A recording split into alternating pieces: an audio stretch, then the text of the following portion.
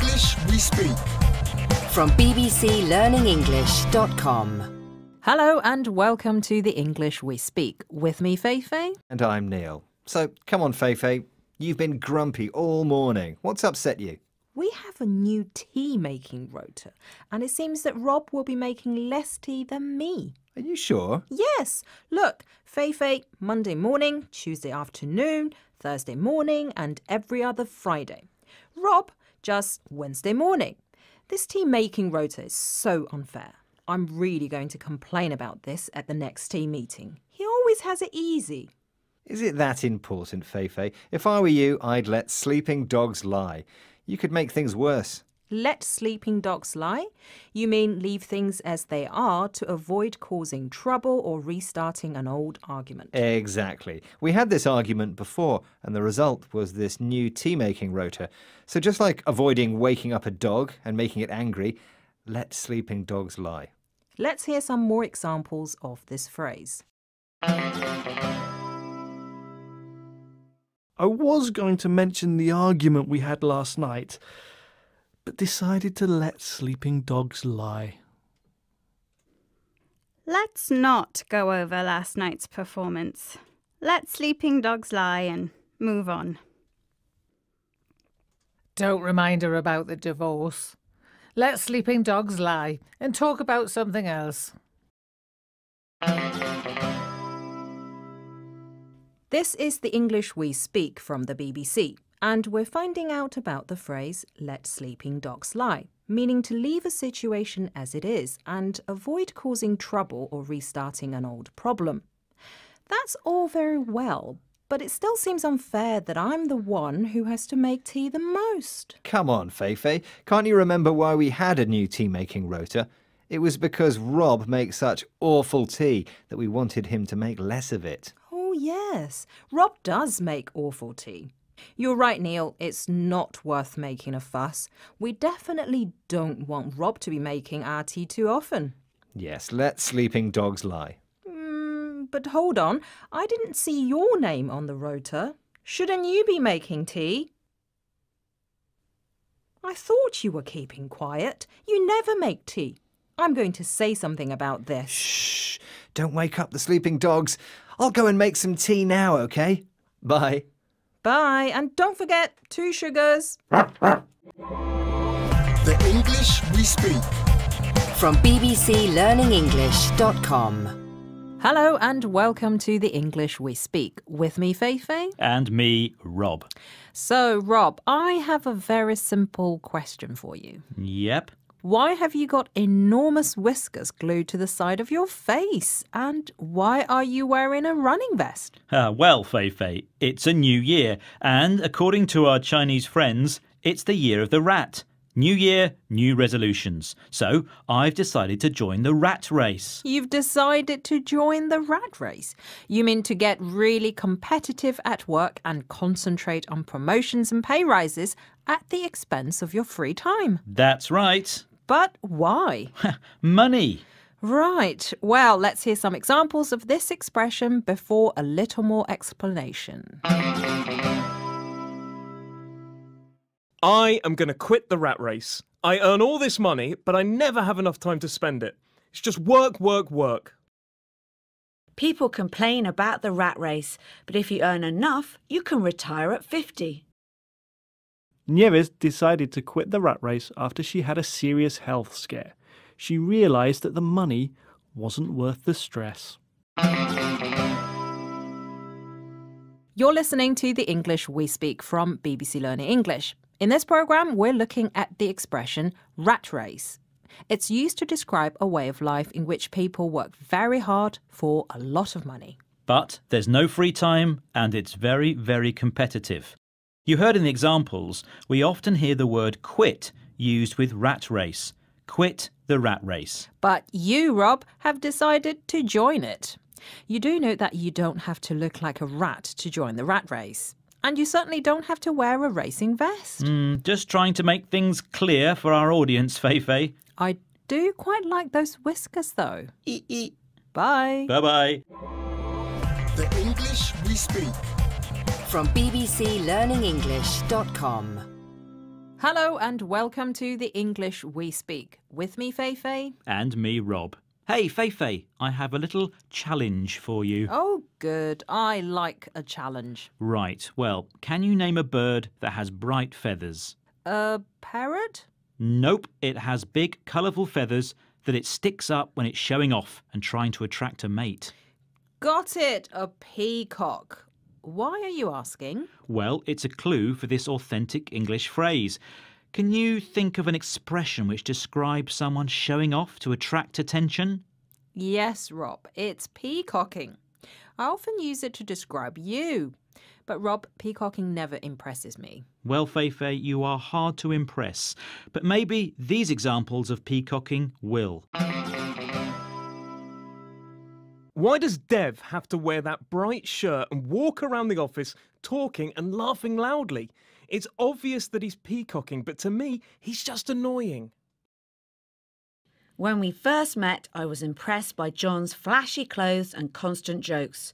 But he was obviously peacocking because now he just wears jeans and never says anything funny. I thought my peacocking skills would work wonders on our blind date. Unfortunately, she told me I was just showing off and I just needed to be myself. I don't think I'll be seeing her again.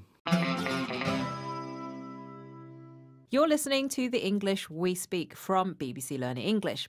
We're talking about peacocking, which describes someone showing off to attract attention and impress people.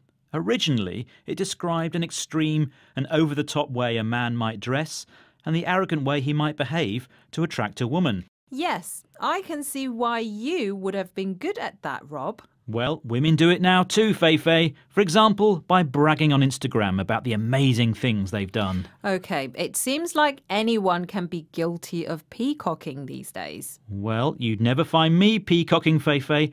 I'm not the sort of person to show off. I hate to attract attention. What do you mean, Rob? You're always the centre of attention. Thanks. Bye. Bye-bye. The English We Speak. From BBC Learning English. Hello and welcome to the English We Speak. With me, Fei-Fei. And me, Neil. Nice bobble hat, Neil. Oh, thanks. But not very practical. Wearing a hat indoors must be quite hot. It's the fashion, Fei-Fei. Some of us have to keep up with the trends. Right. Maybe that explains the waistcoat you're wearing as well. To be fashionable? Oh, you wouldn't understand, Fei-Fei. I understand very clearly. You are a sheeple. What are you bleating on about? Sheeple. It describes people who just follow the crowd without much thought. Basically, you're easily led, like a sheep. But you're not the only one. Listen to these examples. I can't believe all these sheeple who've paid lots of money for the latest smartphone. They'll be half price in a few months' time. My brother's one of those sheeple who has to follow the latest fashions. He's now wearing ripped jeans. But so is everyone else at his college.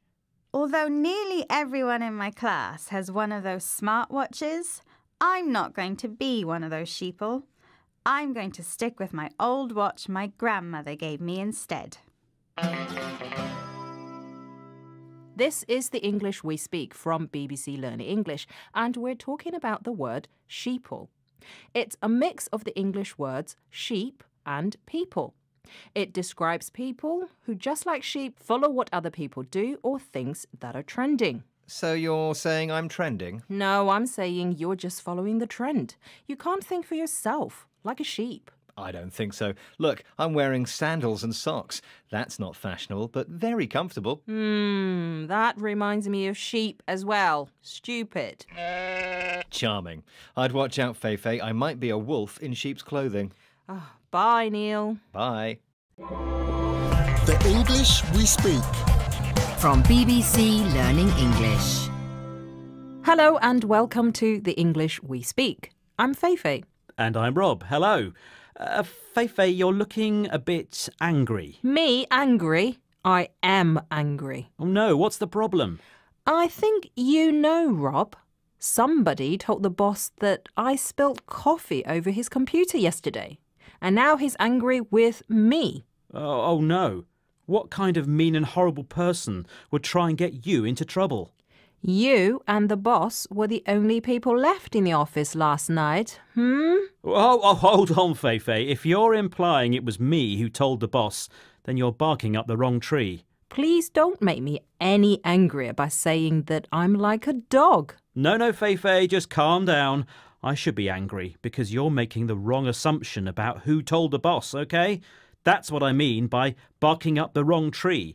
You want to blame someone, but you got the wrong person.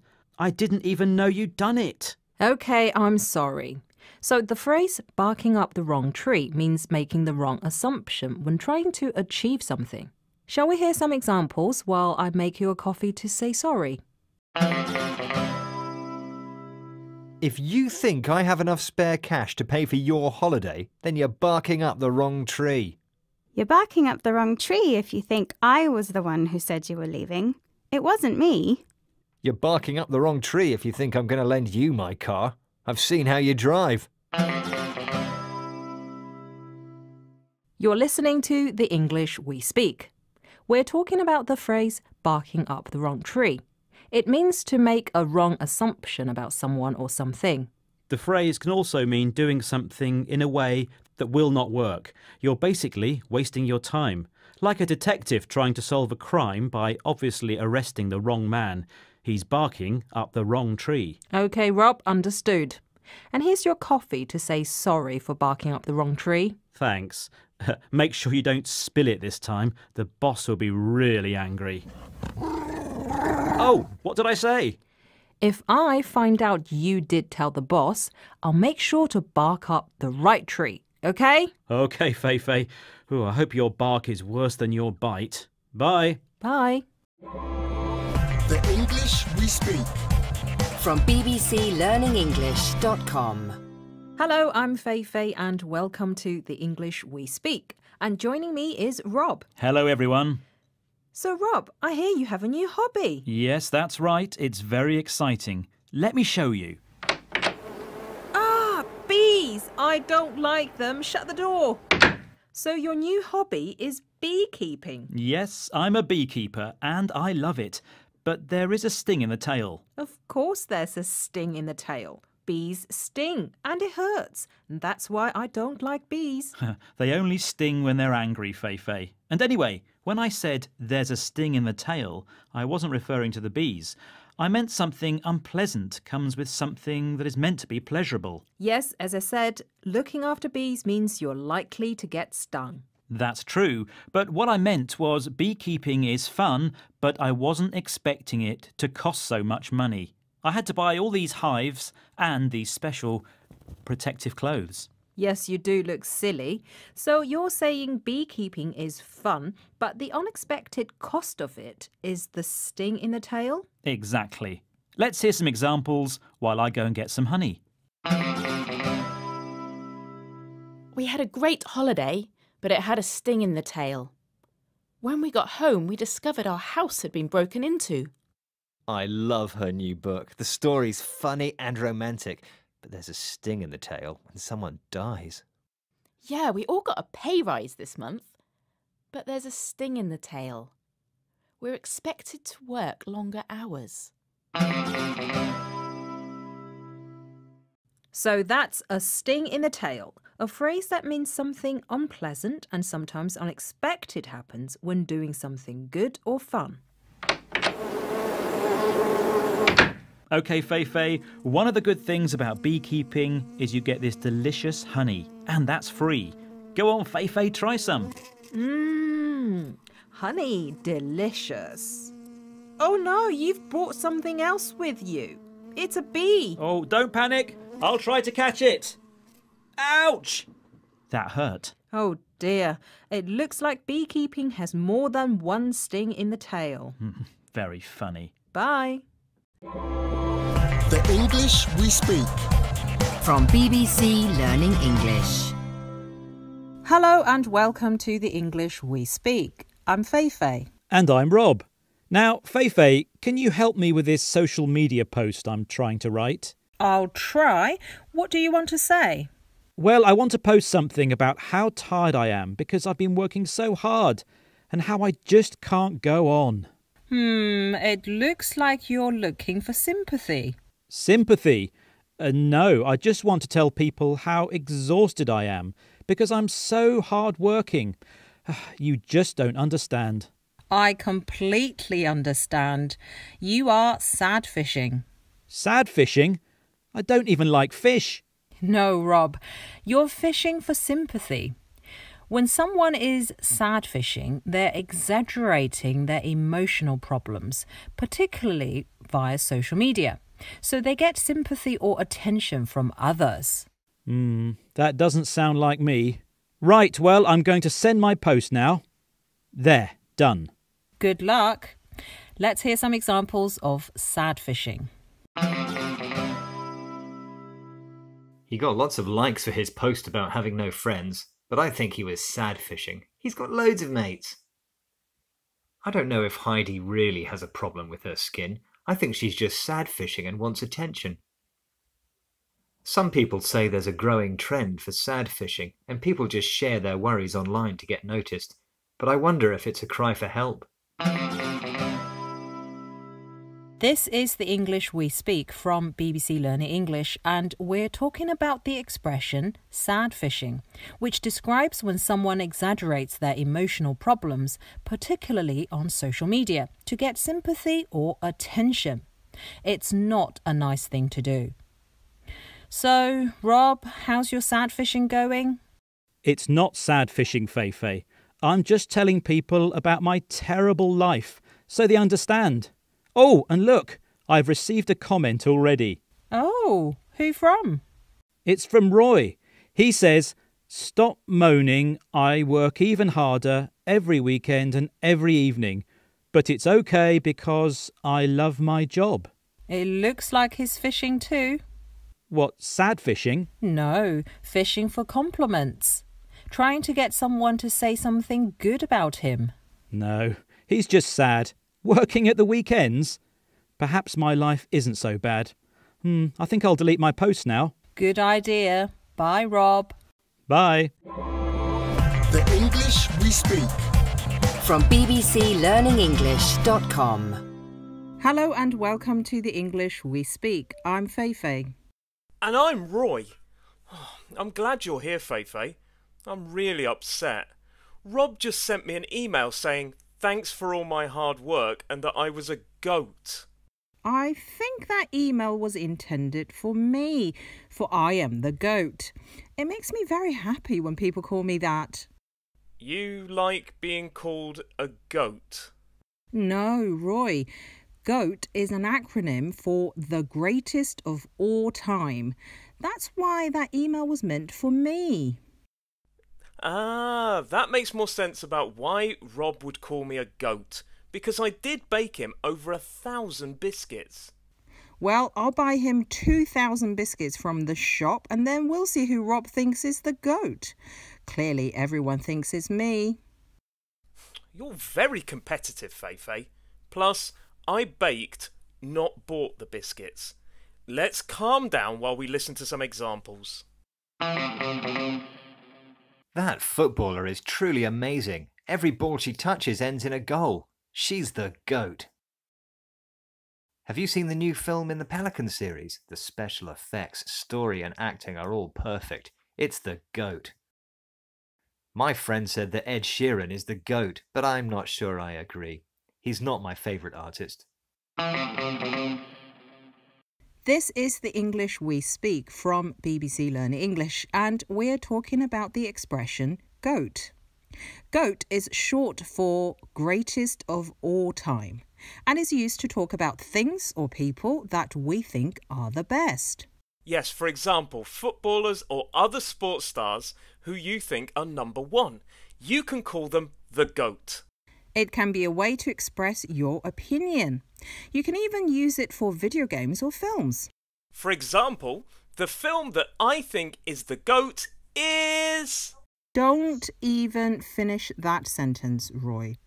No film that you like could be considered good, let alone the GOAT. Right. Well, at least Rob thinks I'm the GOAT. I'll go and say thanks to him for his kind email. OK, Roy. Bye. Bye. The English we speak. From BBC Learning English.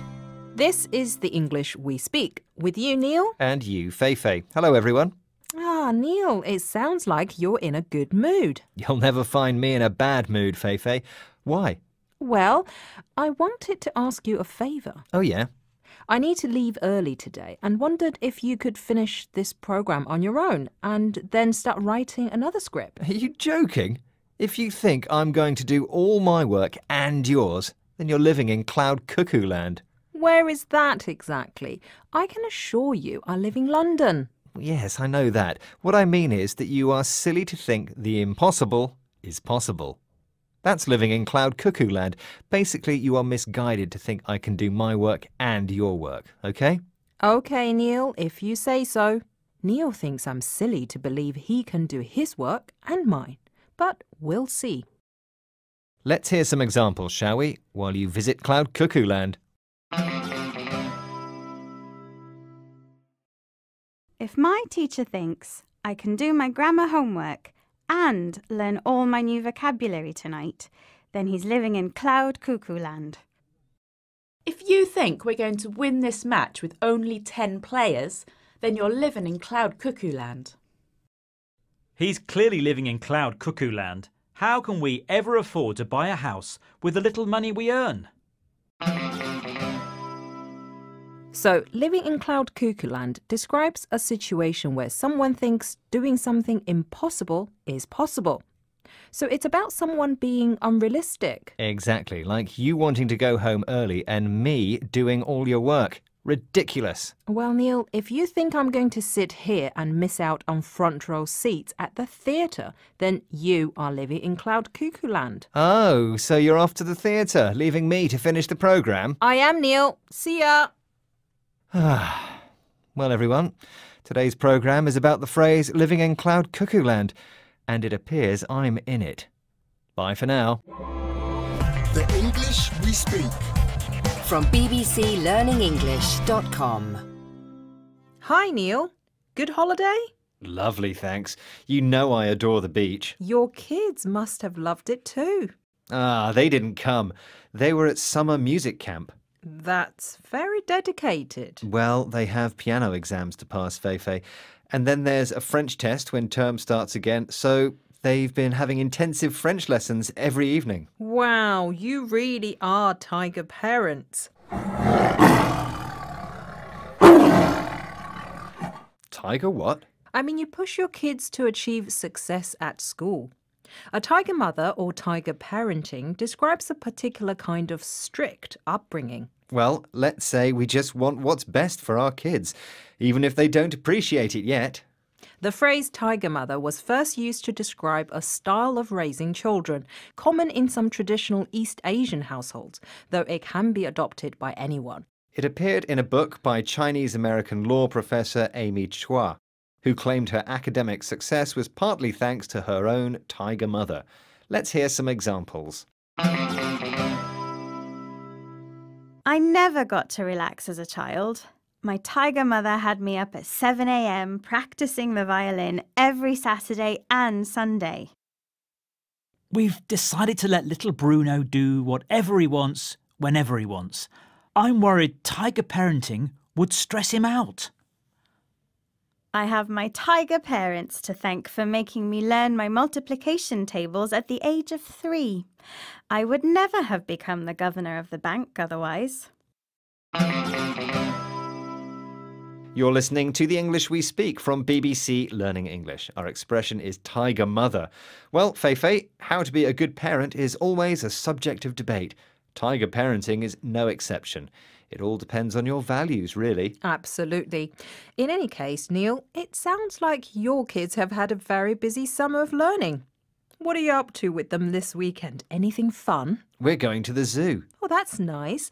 A reward for getting good grades? Yes, though we're going to take our notebooks too. They have to learn so much about animals if they want to get top grades in biology this year. You really are tiger parents. Bye. Bye. Thank you so much for watching this video. I hope you enjoyed it. We have many more exciting videos to help you improve your English. So be sure to subscribe to our channel to get the full experience of our YouTube channel. See you there!